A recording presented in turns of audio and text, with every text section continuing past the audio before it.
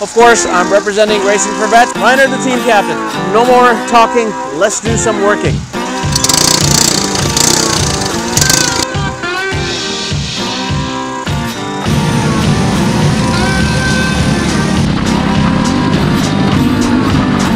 So let's talk about what just happened. The chain had come completely off. I gotta tell you, this was one of the best days I've ever had. Hello everybody and welcome. I'm your host Captain Awesomeness, and today on June 11th I'm over here at the OVKA series in Camden, Ohio, going to race in G&J Kartway. Of course, I'm representing Racing for Vets, and right now, just so you guys know, I am working on getting our kart set up. Reiner, our team captain, is over there with Mike trying to get his kart going. I have my kart right now in pieces and I'm going to be working on that. But before I do continue, guys, please do me a favor, hit that thumbs up. Please subscribe, and please leave a comment if you have any questions or concerns. Reiner, the team captain, how's it going, buddy? How you doing? Good, good, man. It's race day. Get to work. All right, gonna get to it. So let's get this ball rolling, guys. So let me just kind of give you the, I guess the bottom line up front. So my kart is in pieces, like I said. I gotta get all the stuff together in it. And as I go along, I'll kind of tell you guys what's happening and what's not. Now, there is a lot of noise in the background. I've got a generator going, and yeah, just got to work with it. Whatever I can do, I'll try to minimize on the noise factor. So, all right, so no more talking. Let's do some working. So, this is the Bear chassis. As some of you who in Pakistan know that at 2F2F or some of the other tracks that are out there, I think the other one is Omni in Karachi. The go-karts there have these huge bumpers, as you may have noticed, all around, and they're heavy and big.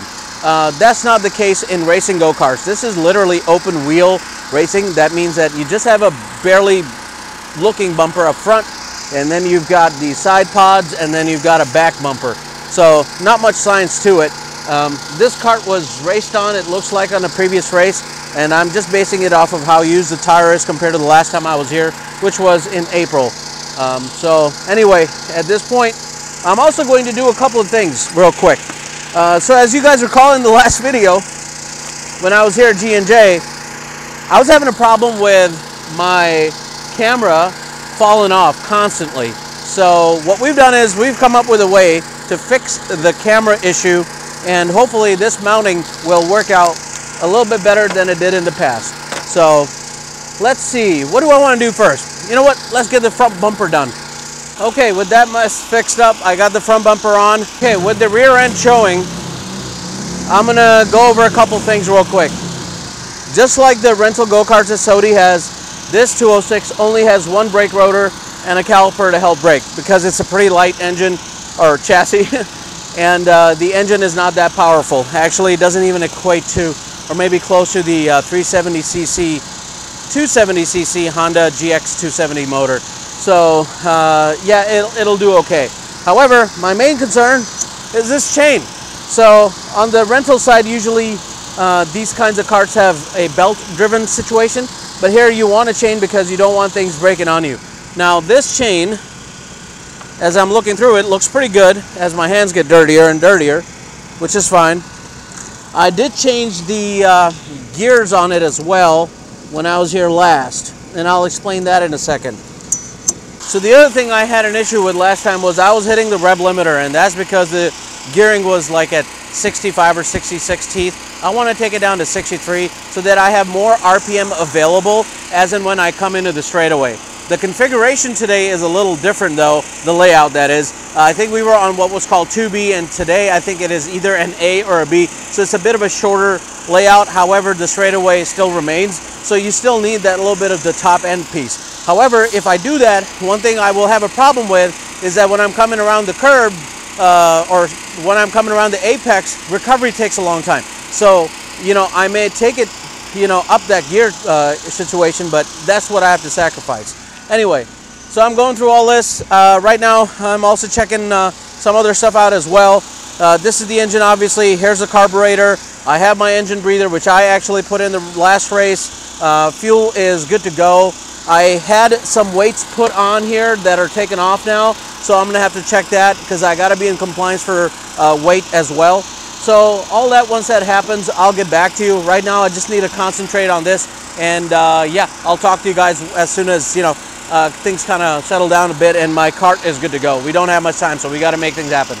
Okay, with the chain all set up now, I need to work on lubing up the chain. So I'm gonna use chain lube, as it's called. You know, I love America. We make things a little too obvious sometimes. Just want to make sure I'm good to go on the mic, and yeah, the mic is good. All right, so just a little shake and bake, and that's all we're doing.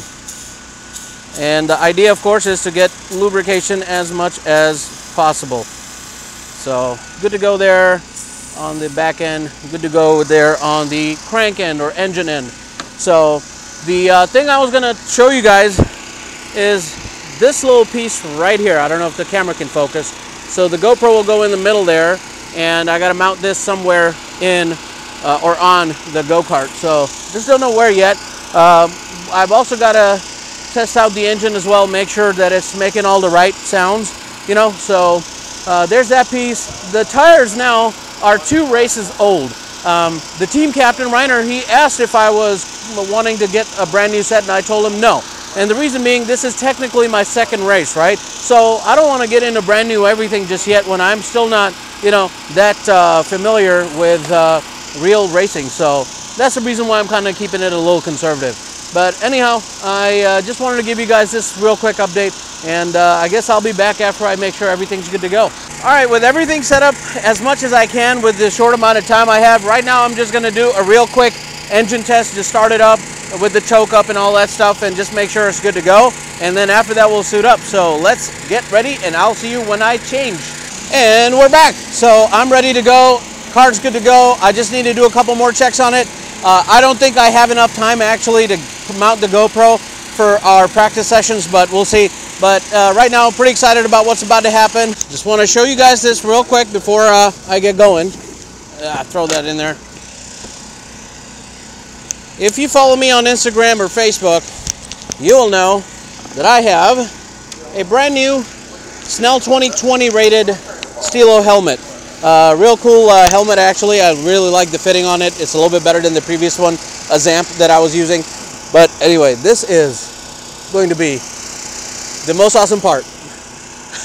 Basically, my logo that I put on the left, right, and the back, you know, for that intimidation factor. So yeah, looking forward to kicking some butt. Ah, I see a nice empty palette here. That's right. Work on it. So Reiner's also going to be working on painting this thing as soon as we have an opportunity to. So that's another thing that we have to look forward to. But anyway, getting ready to go, so I will see you guys later. Okay, real quick guys, just got done with a practice session, and I found out a couple of things, which is exactly why practice sessions are a good thing, right? What I found out is that this bumper that I've taken off is actually scraping on the road. So my aim is to try to get it to raise up a little bit so that we don't have that problem when the actual heat starts. So let's get on it, and I guess I'll talk to you when I'm done with this. Okay, with that bumper issue out of the way that was scraping on, one of the other things that you do when you do a heat is that you go through the weigh scale and you measure how much you weigh, including the driver. So I came in at 373, our minimum is 390, so I got these 5-pound weights. So I'm gonna add 20 pounds of this, so that puts me at 393, and I'll stay at that level, so this way I don't go below 393 or 390 at all. So that is the other thing I'm going to do. So this actually gets attached to the back of the seat. Something that I will take a picture of once I'm done with it. But yeah, let's just get going on how all this works. All right, with the weights mounted up, at this point I am at 15 pounds. Spot on, that's good. So Reiner was actually working on making sure the alignment was good, and we're good to go there. So that's good news. That means we don't have to tinker with this cart too much. But anyway, going back to the weight, actually, you know what? I'm going to pull the camera just so you guys can see what this whole thing is about.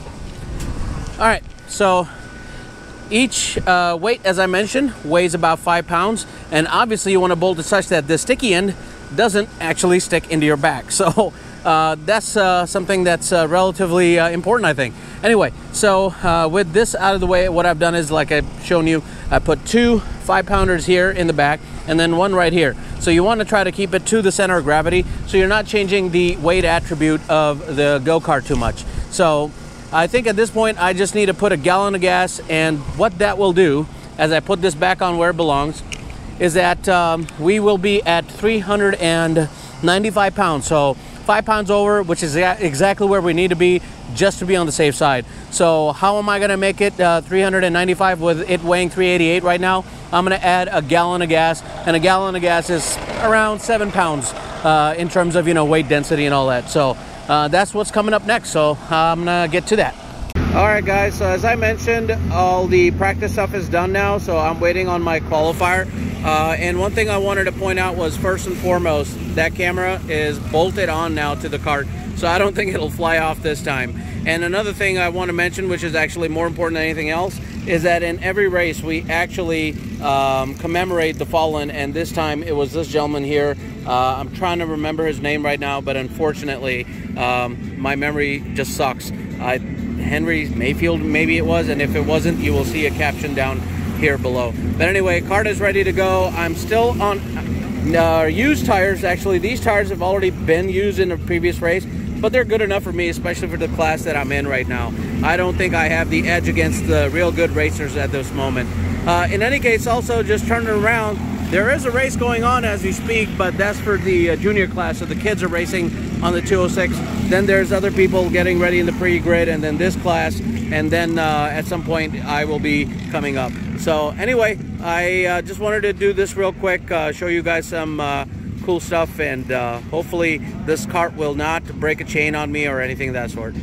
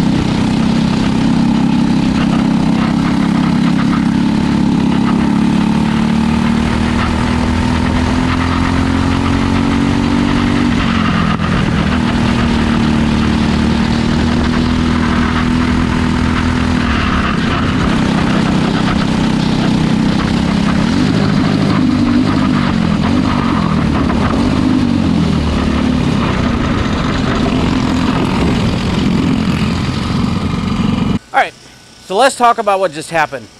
As I was coming through the end of, or I don't know how to call it, but basically coming into the straightaway that takes you to the start-finish line, as I was coming through that turn, the chain had come completely off, and that's exactly what happened to me the last time, which is why I was so scared, and I was like, man, I hope I really don't go through that experience again. So long story short, what we figured is that there might be a bit of a mismatch between the gear in the back and the gear up front on the engine itself. So what we had to do is lift the motor up, move it a little bit to the inside, get this, I don't know what you want to call it, but basically the gear sprocket assembly kind of moved a little bit.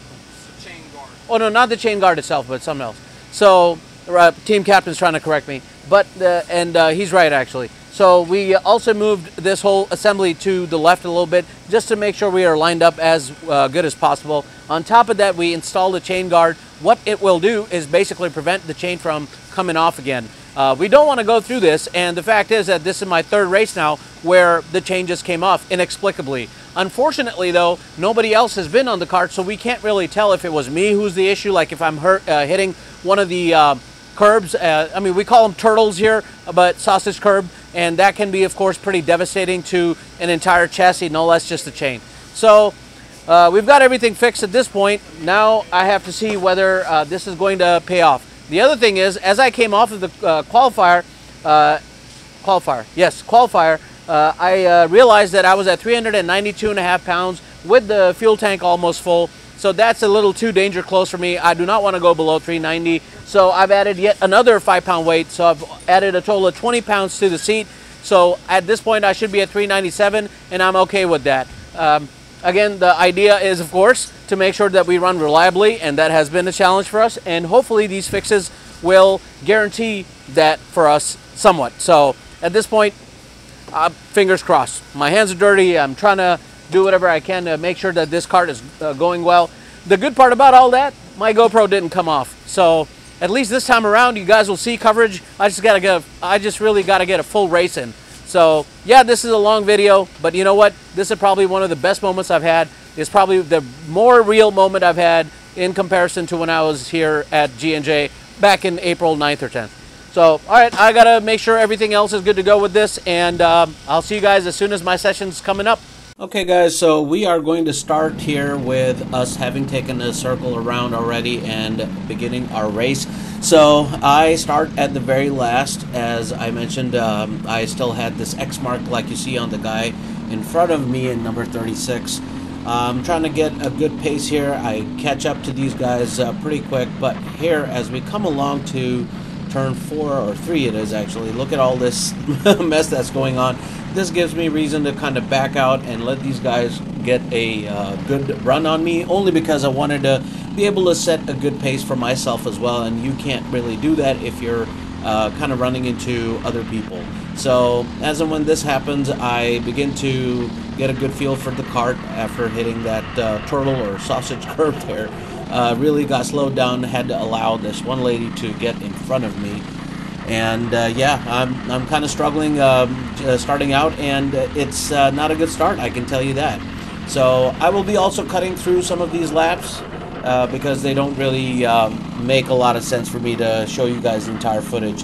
Anyway, as you see, there was one guy who slipped out, and we then moved forward into trying to find pace behind this lady here. I'm also struggling a lot with the kart that just not, I don't know what the proper word to describe it is, but it was not complying. My foot also, as you just see moving around, got stuck in the gas pedal, so I was really having a hard time, and this really slowed my pace down, allowing for that one guy to find pace and get in front of me again.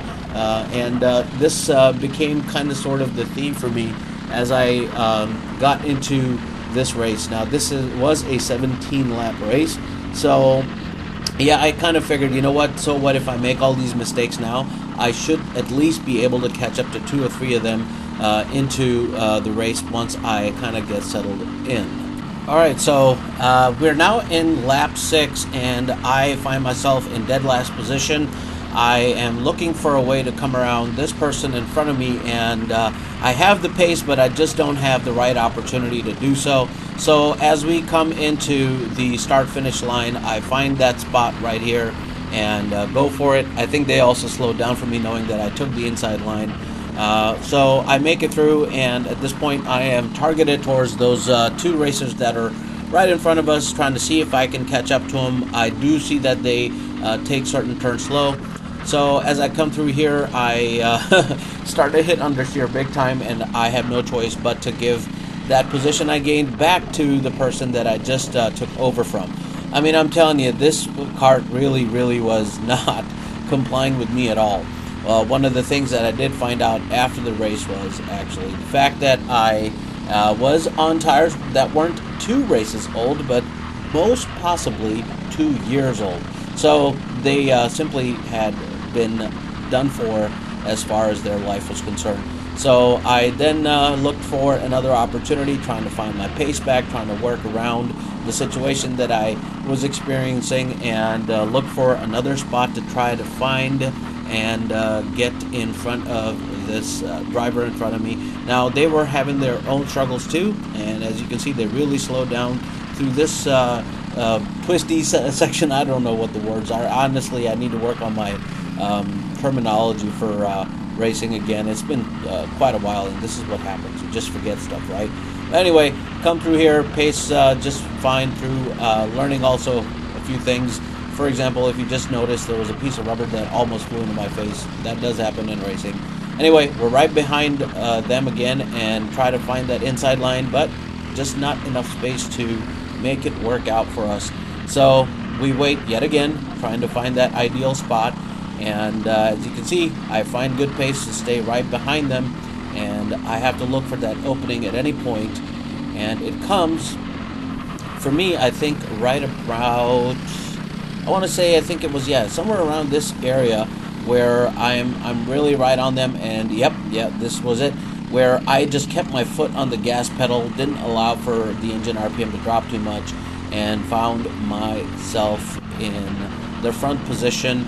And I kind of maintained it at this point, really. The rest of the session is kind of just me sitting there solo, trying to find a way to catch back up to them. And, you know, when there's such a huge gap between yourself and those in front of you, you are going way too slow. And there's also a possibility of getting lapped by the lead guys. So anyway, moving on into lap 14, I really do get what I did not want to see, which was that blue and yellow flag. That meant I was going too slow, and like a dummy, I actually slowed down when I shouldn't have. I should have just kept my pace, but that allowed for the guys who were in the lead to actually officially lap me right there. And Matt Abel and the other gentleman, I don't remember who they are, but they're real good, you know, racers. They really know what they're doing. In any case, I made that mistake, and at this point, I am just hoping that I can try and do the best I can to try to finish off this race without running into any more significant problems. So that's exactly what did happen, and I see the checkered flag and end that race in somewhat of a good, respectable finish. Okay, with the race now over, I gotta tell you, this was one of the best days I've ever had, you know, for 2 reasons. The first and most obvious reason is the fact that this time around I finished a whole race without the chain coming off and all that. So all the work we did between the qualifier and the final, oh my gosh, I gotta tell you, I mean, it was worth it all. The one thing that I was dealing with as I was racing was that I was having a bit of a problem with traction. I wasn't getting any of it. And that amounts to the fact that I kept my tire pressures up way too high. I was supposed to be at 11 psi. I left them at 18 psi. So it felt like I was ice skating all over, which is why I had to keep giving way to a slower racer who would catch up to me and was right on me. I was like, why should I even try to do anything?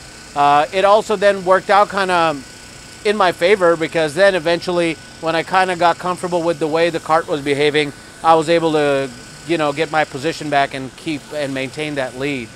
So I think I started in the dead last, and even though I technically in the qualifier was supposed to be up ahead, the thing is that technically I'm a newbie to the track here and all that stuff. So just on account of that, I had to start dead last. With that in mind, I started in 16th position. I ended the race in 13th. So not so bad, given the fact that, again, I was having huge traction problems and I was trying to keep the nose where I wanted it to go and all that. So lots of things to learn. My team captain's gonna, if we get the permission to, take my cart out, that is, and see if he can corroborate what I'm saying, which is that this thing really does want to drift a little bit. And that, of course, in a race like this costs a significant amount of time. See, the thing is that my fastest lap time, I think, was like 47 point something, and the fastest guy hit 45.1. So that's a huge difference between the fastest guy and me, you know, at 45 and 47. So gonna have to work on that a little bit, gonna have to figure out what's going on and what I can do to get first place. Not to mention, the first and second place guys lapped me. Nobody else did, but they definitely lapped me. So that tells me that I got a lot to learn, and I definitely need to check on my tire pressure. That should never have happened, and it did. That's like a thing to me. I'm always more critical of myself than I need to be, but you know what? That's my way of learning where to improve. But anyway, first day is done, and I don't know what more I could have done differently other than, you know, learn from some of the things that I got to experience on the track and see how I can improve. Again, this is a 2-day event, and this is the recording of the first day. So at this point, I'm just going to make sure everything is good to go for tomorrow. I did check the weight. I came in at like 400 pounds when the bare minimum is supposed to be 390. So 10 pounds over, I don't think that's really got anything to do with anything at all. But still, great experience, learning so much. But anyway, guys, that's all I've got for you. Part 2 will be coming after this video. Thank you so much for watching, and now we'll see you at the next Apex. Bye-bye.